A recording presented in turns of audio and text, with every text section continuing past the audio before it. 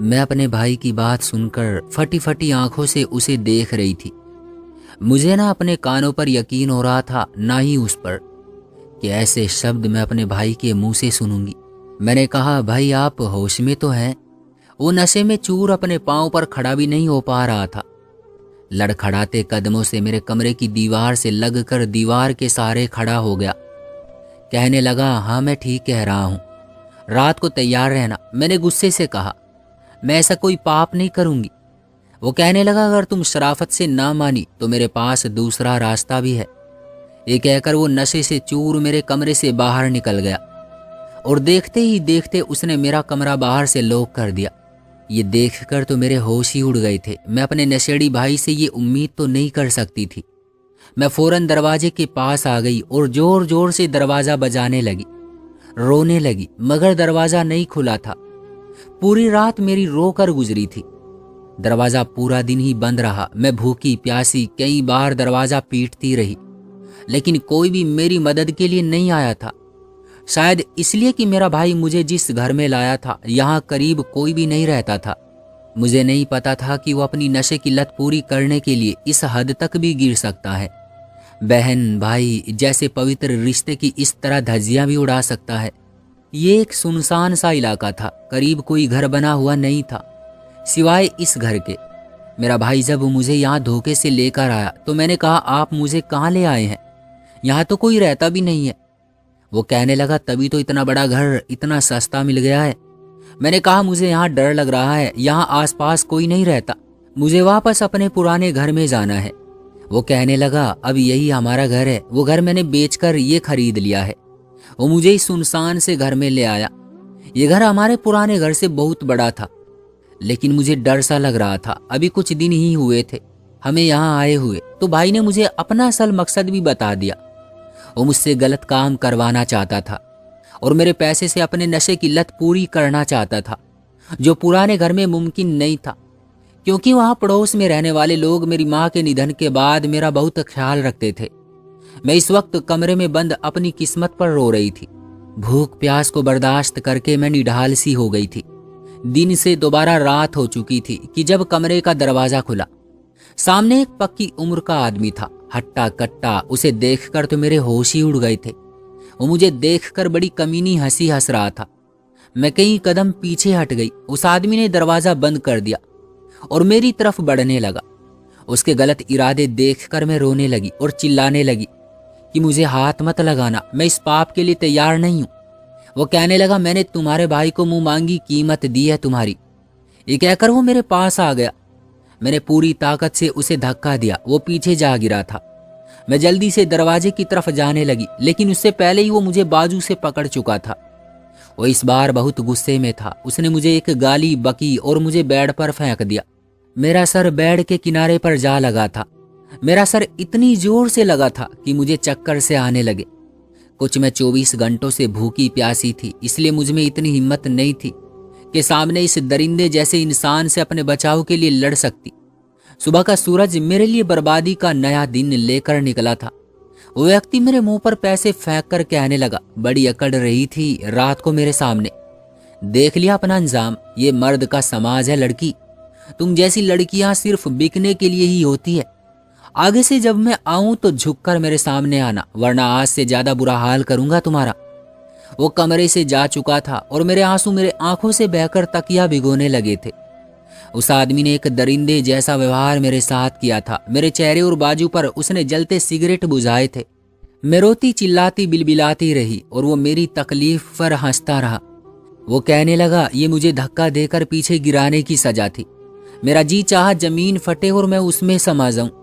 मेरी सिसकियां पूरे कमरे में गूंज रही थी। मैं भूख और तकलीफ को सह सहकर बिल्कुल निढाल हो चुकी थी। जब मेरा घटिया भाई मेरे कमरे में आया, वो मेरा बिगड़ा हुआ चेहरा देखकर नजरें बदल गया। मेरे बेड पर बिखरे नीले नोट देखकर उसकी आंखें चमकी थी। उसने किसी भूखे कुत्ते की तरह वो नोट जपटे थे और कमरे से बाहर निकल गया। मेरा कमरा फिर से लॉक हुआ था, लेकिन इस बार मैंने कुछ नहीं कहा। मुझ में इतनी हिम्मत ही कहाँ बची थी। कुछ देर बाद मेरा भाई राहुल मेरे लिए नाश्ते की ट्रे ले आया। पूरियां, चने, चाय की ट्रे मेरे सामने रख कर कहने लगा, पेट भर के खा ले, तेरे ही पैसों से लाया हूं। मेरा जी चाहा इसके मुंह पर थूक दूं या वो ट्रे उठाकर उसके मुंह पर फेंक दूं। मैंने मुस्कुराते हुए उसकी तरफ देखा, जिसे अपने किए पर जरा भी अफसोस नहीं था। फिर वो मुझे चोर आंखों से देखकर कहने लगा, मुझे अच्छा नहीं लग रहा तुम्हें इस तरह कैद करके। अगर तुम आराम से मेरी बात मान जाती तो मुझे ये सब ना करना पड़ता। मेरी आंखों से आंसू बह रहे थे। बहनें तो भाई की इज्जत होती हैं, उसकी गैरत होती है। वो तो अपनी बहन की तरफ उठने वाली मैली आंख को भी फोड़ देते हैं, भरे बाजार में लड़ पड़ते हैं।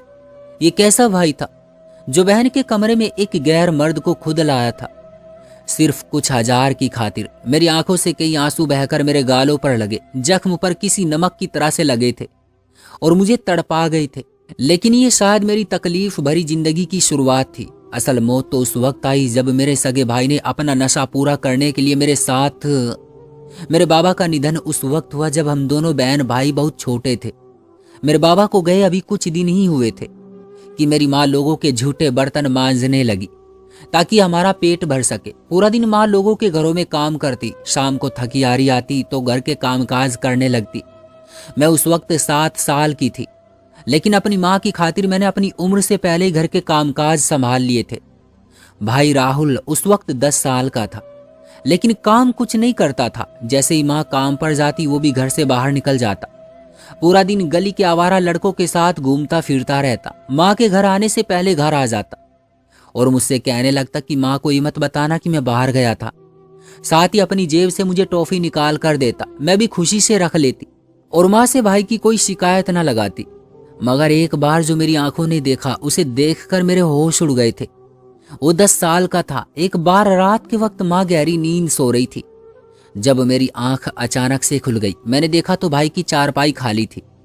आधी रात को भाई कहाँ जा सकता था। मुझे शुरू से ही अपने भाई से बहुत मोहब्बत थी। हम 2 ही तो बहन भाई थे, फिर बहनों को भाई से ज्यादा मोहब्बत होती है, ये तो आम सी बात है। मैं कमरे से दबे पांव बाहर आई तो भाई आंगन में बिछी चारपाई पर बैठा सिगरेट पी रहा था और साथ साथ ही खांस भी रहा था। मैं ये देखकर हैरान सी खड़ी रह गई। इतनी सी उम्र में वो सिगरेट पी रहा था। मैं फौरन भाई के पास आ गई। वो मुझे सामने देखकर बौखला सा गया था।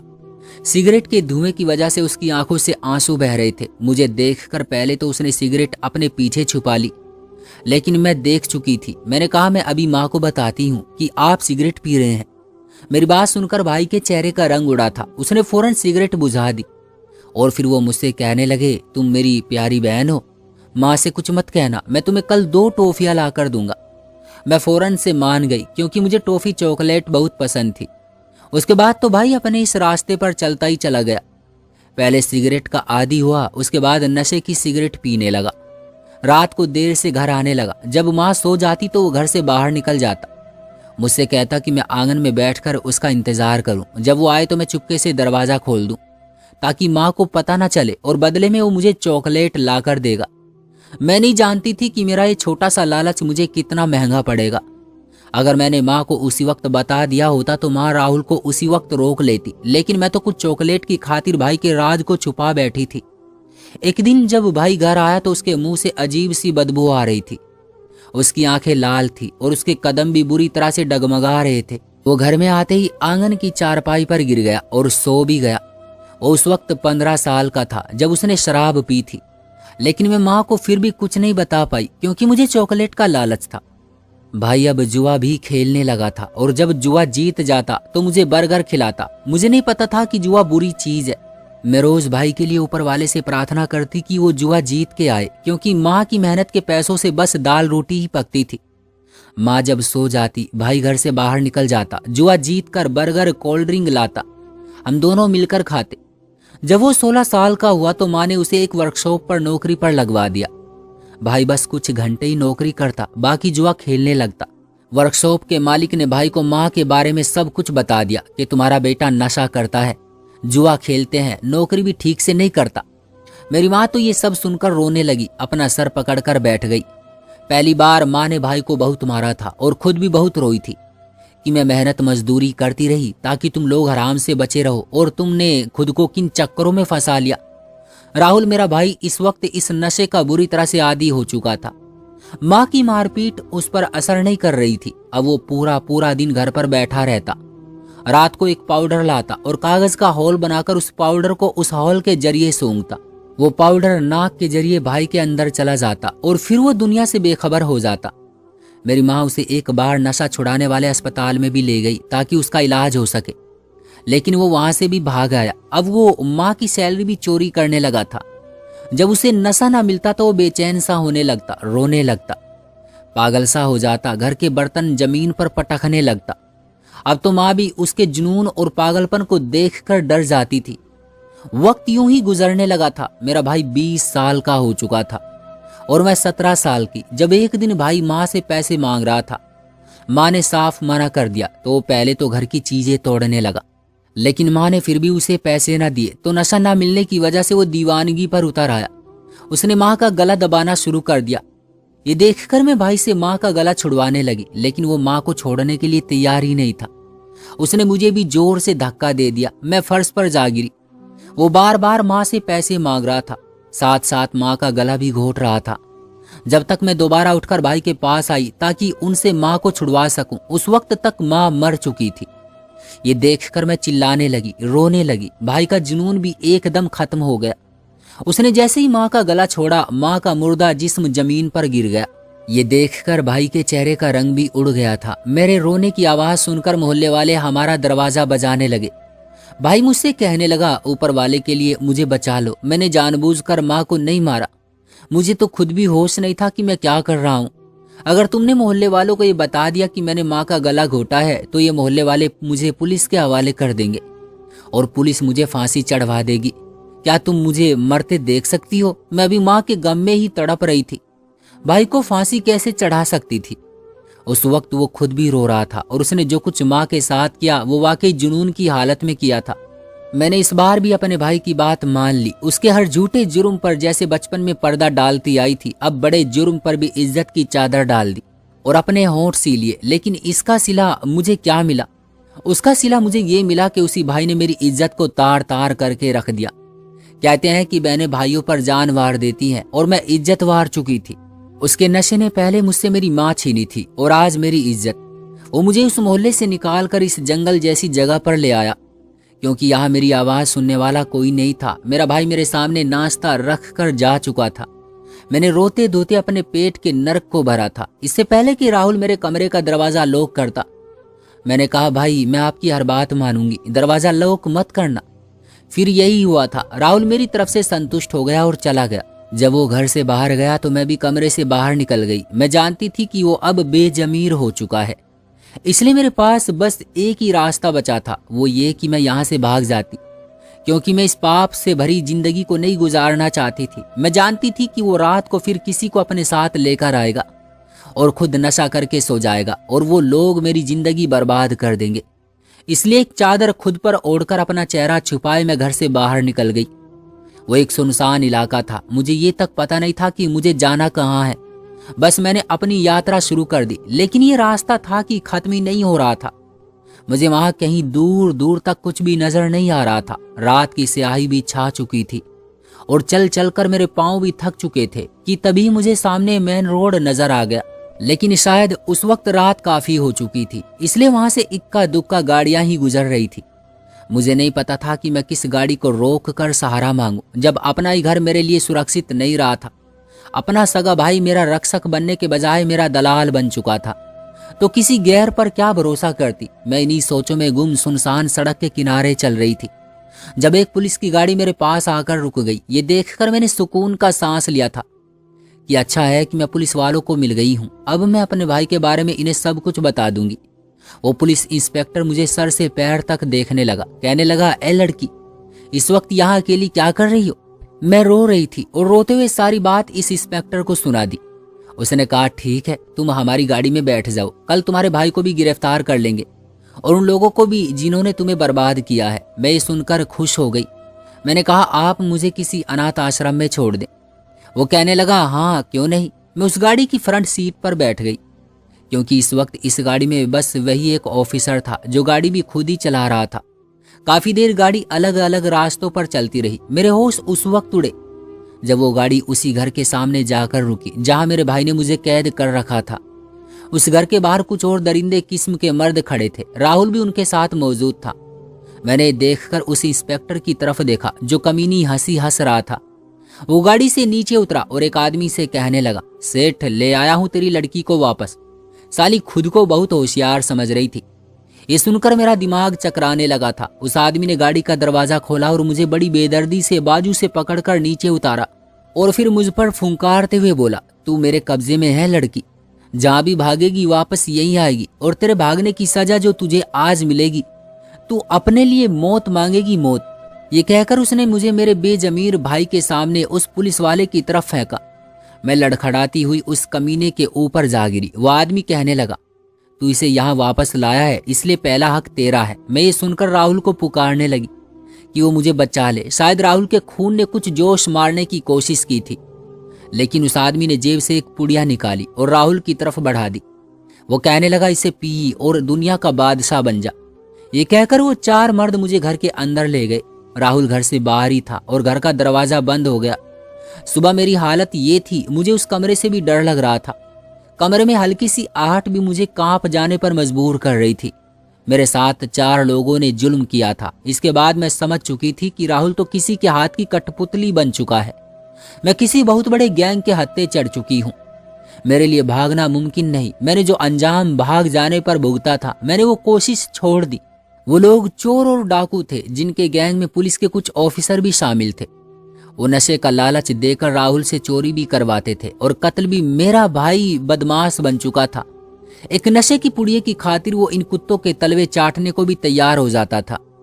शायद नशा ऐसी ही चीज है जिसे लग जाए उसके साथ साथ उसके घर वालों को भी बर्बाद करके रख देता है। मैंने अब उनसे झगड़ना भी छोड़ दिया था, इसलिए अब मुझ पर जुल्म भी कम कर दिया गया था। मगर एक दिन उन लोगों ने मेरे भाई को नशा नहीं दिया और उसे एक ऐसी बात कही कि आत्मा तक कांप गई और उसे घर में बंद करके चले गए। घर में उस वक्त राहुल था या मैं। वो बार बार मेन गेट पीट रहा था। वो कह रहा था कि अगर उसे नशा ना मिला तो वो मर जाएगा। वो तड़प रहा था, रो रहा था, लेकिन आज मुझे उस पर तरस नहीं आ रहा था। काफी देर वो घर की चीजें तोड़ता रहा, फिर मेरे पास आ गया। कहने लगा, मुझे नशा चाहिए वरना मैं मर जाऊंगा, मुझे कैसे भी कहीं से भी नशा ला कर दो। मैंने कोई जवाब नहीं दिया। उस वक्त राहुल की आंखें लाल होने लगी थी। उस पर जुनून सा चढ़ने लगा, वैसा ही जुनून जिससे उसने माँ को मार डाला था। मैं ये देखकर घबराकर पीछे हट गई थी। वो कहने लगा, मुझे नशा चाहिए, मुझे नशा दो वरना मैं तुम्हें नहीं छोड़ूंगा। मैंने उसे कहा, ठीक है मैं तुम्हें नशा देती हूँ, तुम पहले मुझसे दूर हटकर सामने कुर्सी पर बैठ जाओ। वो मेरी बात सुनकर सामने रखी कुर्सी पर बैठ गया। मैं किचन में चली गई, फिर दूध फ्रिज से निकाला और उसे गर्म किया। फिर उस गर्म दूध में 4 से 5 चम्मच चूहे मारने की दवा डाल दी और बाहर निकलकर वो गिलास भाई को पकड़ा दिया। मैंने कहा, इसमें नशा है, इसे पी लो और भूल जाओ दुनिया के सारे गम और आजाद हो जाओ। उसने वो दूध का गिलास एक ही घूंट में पी लिया। कुछ देर बाद ही वो सो गया, फिर कभी ना उठने के लिए। आज मैं ये सुन चुकी थी कि वो लोग मेरे भाई से क्या मांग कर गए थे। वो बदमाश राहुल से कह रहे थे कि अगर तुम्हें नशा चाहिए तो अपनी बहन के साथ बलात्कार करो। ये सुनकर राहुल ने साफ मना कर दिया था कि वो ये कभी नहीं कर सकता। क्योंकि मैं उसकी बहन हूं इसलिए वो उसे नशा दिए बिना ही चले गए, क्योंकि वो जानते थे कि वो नशे की खातिर कुछ भी कर सकता है। ये एक ऐसी तकलीफ थी जो मैं बर्दाश्त ही नहीं कर सकती थी, इसलिए मैंने एक कदम उठा लिया। वो चूहे मारने की दवाई मैंने आज उन लोगों की शराब में डाल दी। ये जहरीली दवा मैंने आज उन लोगों के ड्राइवर से ये कहकर मंगवाई थी कि घर में चूहे बहुत हो चुके हैं, मुझे दवा डालनी है। वो ऐसी जहरीली दवा लाया जो 2 मिनट में ही चूहों का काम तमाम कर दे, और ऐसा ही हुआ था। वो लोग वापस आए तो मैं राहुल की मौत पर रो रही थी। मैंने कहा, नशा ना मिलने पर राहुल मर गया है। उन लोगों ने राहुल का अंतिम संस्कार कर दिया। रात को मुझसे शराब लाने को कहने लगे। मैंने वही शराब उनके सामने रख दी जिसे पीते ही आधे घंटे में वो लोग मर चुके थे। मुझे अपने इस काम पर कोई अफसोस नहीं था। मैं घर से बाहर निकल गई और अनाथ आश्रम चली गई। अब मैं यहाँ अपनी बाकी की जिंदगी गुजार रही हूँ। मुझे बस उस वक्त का अफसोस है जब राहुल ने पहली बार सिगरेट पिया था और मैंने उसकी इस बात को राज रखा था। अगर मैं उस वक्त माँ को बता देती तो शायद हालात आज ऐसे ना होते। दोस्तों, आपका क्या कहना है इस कहानी के बारे में? कमेंट बॉक्स में हमें जरूर बताइएगा। वीडियो को लाइक और चैनल को सब्सक्राइब कर लीजिएगा ताकि आने वाली वीडियो आपको तुरंत मिले। मुझे दीजिए अगली वीडियो तक इजाजत। तब तक के लिए धन्यवाद।